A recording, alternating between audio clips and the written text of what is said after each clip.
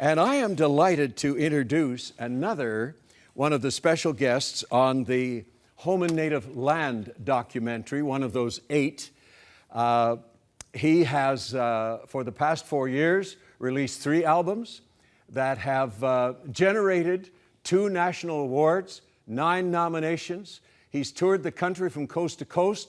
He's been invited to play festivals, been performing with symphony accompaniment, and appeared on national television and done many concerts. I am delighted to welcome from Winnipeg, Manitoba, Mr. Don Amero. Come, Don. Hey. Come on, have a seat. Thanks a lot. Yeah, great to meet you. Hey, Don. Yeah, thanks. I'm watching these documentaries again, and by the way, I want to present this to you. This is for you. This is mine. I was going to say, because I haven't seen them yet. It's for you. But I watched this on the weekend, and I was moved to tears. Not only me, but others who were in that group as well. As we heard your story, you could have gone the other direction so easily, because it was a tough neighborhood there in Winnipeg in which you were raised, and your family had broken up. And what happened? Well, you can get most of that on the DVD, so buy it. My family had a real breakdown when I was about 12 years old. My mom ended up leaving quite abruptly. You know, she was under a lot of different stresses in life, and you know, as an adult man, I kind of understand that now. I didn't when I was a kid. You know, I've got 3 brothers, and we just sort of had to navigate life in a new and interesting way. My dad ended up taking us in and you know, kind of taking all of us brothers on.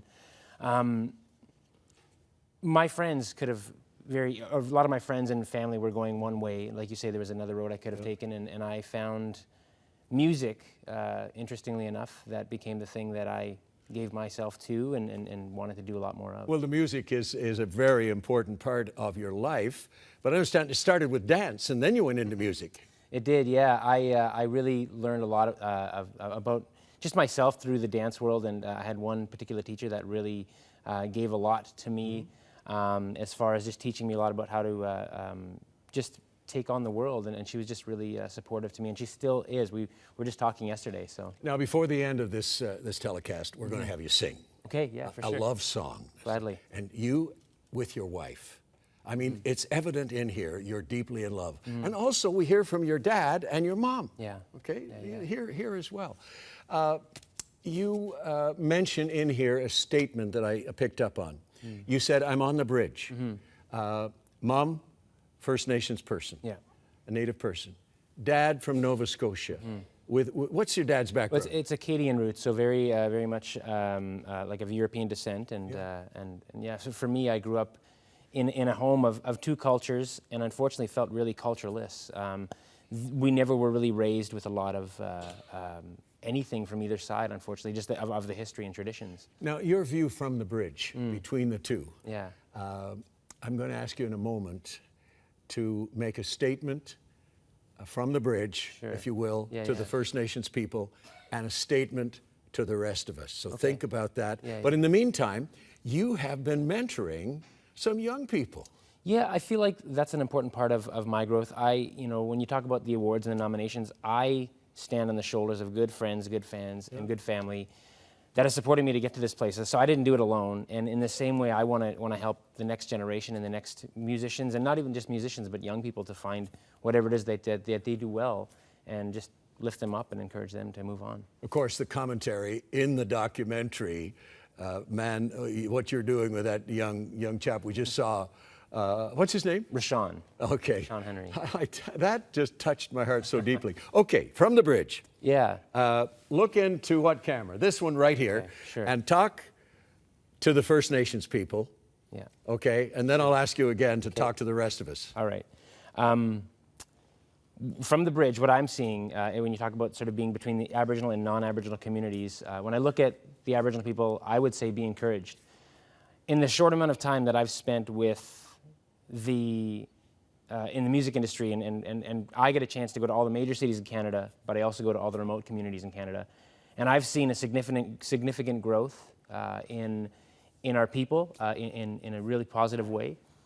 And so that's, I would say, the word that I would use there is encouragement. Another thing I would say is to the youth particularly, you don't have to be a product of your upbringing. You know, there was a quote by Steve Bell in that last segment that I really think that we have the opportunity to change and break the chains of our past and move forward. And I think that that's something I would really give to our youth. Okay, to the rest of us, make a statement from the bridge. I thought about this one. Racism is still very much alive in our country, and I think it's a two-way street. I think it's to the Native community and to the non-Native community, both ways. Particularly what I would say is, and I think a lot of us want to, I think being in a world like this and bumping heads is not going to move forward. I think if we grab hands and work together, we'll move forward faster. And the thing is, it's easy to give to people that are easy to give to. One thing I would say is think about giving people that are not so easy to give to. All right. So ladies and gentlemen, Don's going to be singing for us a love song before the end of this telecast.